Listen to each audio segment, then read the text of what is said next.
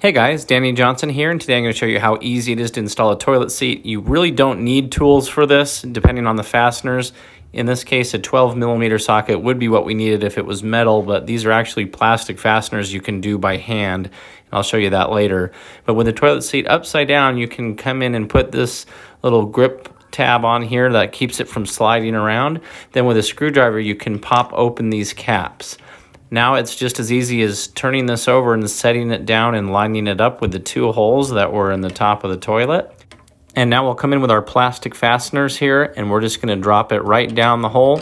And then we're going to come from the bottom, which is the side of the toilet. Now you'll see that coming down from there, and we just spin these caps on. And if you notice, this nut here is plastic and it has tabs on it, so you can tighten this by hand. You really don't need any tools.